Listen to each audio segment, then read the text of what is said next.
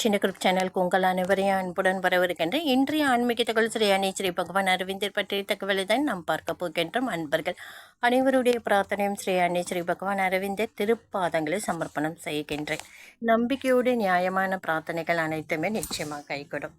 நீ படிப்பதை நினைவில் வைத்து கொள்ளுதல் ஸ்ரீ அன்னையின் உரையிலிருந்து ஒரு பதிவை தான் நாம் பார்க்க போகிறோம். நீ படிப்பதே மனதில் தங்கியிருக்க வேண்டுமானால் அதற்கு சரியான வழி நீ படிப்பதை புரிந்து கொள்ள வேண்டும். ரொம்ப அருமையாக இருக்கும். எவ்வளோதான் படித்தாலும் புரியாமல் படித்தா மண்டையில் ஏறவே ஏறாதா. அதை தான் ஸ்ரீ அன்னை சொல்கிறாங்க. நீங்கள் படிக்கிற அந்த பகுதியை புரிந்து கொண்டு படிக்க வேண்டும். மனப்பாடம் செய்வது சரியான வழி அன்று. சிலவங்க இந்த பகுதி பேராகிராஃப் படிச்சுட்டு வாங்கன்னா மனப்பாடம் செஞ்சு ஒப்பிச்சிடுவாங்க. ஆனால் அந்த பேராகிராஃபில் என்ன கொடுத்துருக்காங்க, அதோட அர்த்தம் என்ன என்று மீனிங் தெரியாமல் படிப்பாங்க. அந்த மாதிரி செய்வது ரொம்பவே தவறு என்று ஸ்ரீ அன்னை சொல்கிறாங்க. மனப்பாடம் செய்வது இயந்திரத்தன்மை கொண்டது. நீ அதை தொடர்ந்து பயன்படுத்தாவிட்டால் சில காலத்திற்கு பின் அழிந்து விடும். மனப்பாடம் என்றது தற்காலிகம். ரொம்ப நாளும் அதில் டச்சப் இல்லைன்னா அந்த மனப்பாடம் செய்தது அழிந்து விடும். நம்ம புரிஞ்சு படித்தாதான் அது காலங்காலமாக நினைவில் கொள்ளும். உதாரணமாக உன்னை பெருக்கல் வாய்ப்பாட்டை மனப்பாடம் செய்ய வைக்கின்றார்கள். நீ அதை தொடர்ந்து பயன்படுத்தி கொண்டிருந்தால் நினைவில் இருக்கும். பல ஆண்டுகள் அதை பயன்படுத்தும் சந்தர்ப்பம் இல்லாமல் விட்டால் நீ அதை முழுவதுமாக மறந்து விடுவாய். ஆனால் வாய்ப்பாட்டின் தத்துவத்தை நீ புரிந்து கொண்டால் நீ அதை மறக்க மாட்டாய். கணித தத்துவ விளக்கத்துடன் வாய்ப்பாட்டை புரிந்து கொண்டால் மனப்பாடம் செய்ய வேண்டிய தேவையே இருக்காது. உன் மூளையில் அது தானாகவே நடக்கும். எல்லாவற்றைக்கும் இப்படிதான். நீ ஒன்றை புரிந்து கொள்ள வேண்டும். அது பின்னால் உள்ள தத்துவம் உனக்கு விளங்கிவிட்டால் நீ எவ்வளவு காலம் வேண்டுமானாலும் அதை நினைவில் வைத்து கொள்ளலாம். நீ நூற்றுக்கணக்கான ஆண்டுகள் உயிரோடு இருந்தாலும் அத்தனை காலமும் அது நினைவில் இருக்கும். ஆனால் நீ மனப்பாடம் செய்த ஒன்று சிறிது காலத்திற்கு பின் மூளை அணுக்கள் பெருகும் போது பழைய அணுக்களிடத்தில் புது அணுக்கள் வரும்போது சில பதிவுகள் அழிந்து விடுகின்றன என்று ஸ்ரீ அன்னை அழகாக சொல்றாங்க. ஒரு மனிதனுடைய வாழ்க்கையில் சில நிகழ்ச்சிகள் எல்லை கற்கள் போல நினைவில் நின்று கொண்டிருக்கும். சில நிகழ்ச்சிகள் முற்றிலும் அழிந்து போகும். அவை நிகழ்ந்த நினைவே நமக்கு இருக்காது, போய்விடும். ஆனால் மயில் கற்கள் போல வாழ்க்கையில் அடையாளம் கற்கள் போல் நிற்பவையும் இருக்கின்றன. இவையெல்லாம் உணர்ந்தனுபவித்த அனுபவங்கள், அதாவது அவை புரிந்து கொண்டவை. ஆகவே அந்த அனுபவங்கள் மறையாதிருக்கின்றன. உணர்வில் ஒரு சிறு இயக்கத்தின் மூலம் அவற்றை முன்னால் கொண்டு வந்து விடலாம். ஆனால் இயந்திரம் போல் படிக்கப்பட்டவை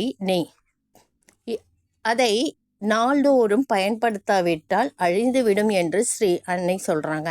அறிவு உன்னுள்ளேயே இருக்கிறது. மனதை அது வேலை செய்யும் முறைகளையும் பற்றியும் ஒன்று நிச்சயமாக சொல்லலாம். நீ உன் ஜீவனில் ஏற்கனவே அறிந்துள்ளதையே உன்னால் புரிந்து கொள்ள முடியும். ஒரு புத்தகத்தின் முனைப்பாக உன் மனதில் படுகின்ற ஒன்றே நீ ஏற்கனவே உன் ஜீவனில் ஆழத்தில் அனுபவித்த ஒன்றுதான். ஒரு புத்தகம் அல்லது உபதேசம் சில மனிதர்கள் அற்புதமாக தோன்றும். அவர்கள் நானும் அப்படியே தான் உணர்கின்றேன், அப்படியே தான் எனக்கு தெரிகிறது, என்னால் இங்கே சொல்லி இருப்பது போல் அவ்வளவு நன்றாக சொல்லத்தான் முடியவில்லை என்று சொல்வதை அடிக்கடி கேட்டிருக்கிறோம்.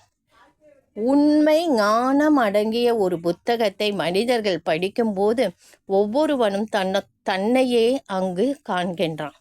இப்போ நம்ம ஒரு பேராகிராஃப் வரலாறு புக் எடுத்துக்கோங்க. படிக்கும்போது அந்த வரலாற்றுக்குள்ளேயே நாம் நுழைஞ்சிடறோம். ஒரு சினிமா பாடும்போது அந்த 3 மணி நேரம் அந்த சினிமாவோட பதிவுக்குள்ளேயே நாம் போயிடும். நாமாக இருக்க மாட்டோம். அந்த நினைவுகள் எல்லாம் அந்த சினிமாவில் வரும் கதாபாத்திரங்கள், அங்கு நடக்கும் சூழ்நிலையை சூழ்ந்து இருக்கும். அது நம்ம புரிந்து பார்த்தா புரியும், புரியாமல் பார்த்தா அந்த சினிமாவும் புரியாது. அதுபோல தான் ஒவ்வொருவனும் தன்னையே அங்கு காண்கின்றான். ஒவ்வொரு தடவையும் முன்பு அவனுக்கு தென்படாத ஒரு ஞான பிரதேசம் அவனுக்கு திறக்கின்றது. அதற்கு காரணம் அவனுடைய அடிமனதில் வெளிப்படுவதற்கு காத்து கொண்டிருந்த ஞான அடுக்குகளை அது போய் தொடுவதுதான். ஞானத்தை யாரோ ஒருவர் அவனால் செய்ய முடியாத அளவு தெளிவாக வெளிப்படுத்தி விட்டார். ஆனால் இன்னொருவர் விலக்கிவிட்ட பின் அவன் உடனடியாக அதை அடையாளம் கண்டு கொள்கிறான். அதுவே உண்மை என்பதை உணர்ந்து கொள்கிறான். வெளியிலிருந்து வருவது போல் தோன்றும் அறிவு உன்னுள்ளே உள்ள அறிவை வெளியே கொண்டு வருவதற்காக ஒரு சந்தர்ப்பம்தான் என்று ஸ்ரீ அன்னை சொல்கிறாங்க. இந்த பதிவு உங்களுக்கு கண்டிப்பாக பிடிச்சிருக்கும்னு நினைக்கிறேன். படிப்பு சம்பந்தமாக படித்தால் எப்படி நம் நினைவில் கொள்ள முடியும் என்பதை இந்த பதிவில் நீங்கள் தெளிவாக புரிஞ்சுக்கிட்டீங்க. அறிவு உன்னுள்ளேயே இருக்கின்றது என்பதையும் ஸ்ரீ அன்னை அழகாக சொல்லியிருக்காங்க. அடுத்த பதிவு தட்டி எழுப்பும் படிப்பு. மாணவர்களுக்கு இந்த பதிவு ரொம்ப முக்கியமானது. படிக்கும் மாணவர்களுக்கு பயனுள்ளதாக இருக்கும். அடுத்த பதிவை நாளை பார்க்கலாம். இந்த வீடியோ உங்களுக்கு பிடிச்சிருந்தால் லைக் பண்ணுங்கள், ஷேர் பண்ணுங்கள், சப்ஸ்கிரைப் பண்ணுங்கள், கமெண்ட் பண்ணுங்கள்.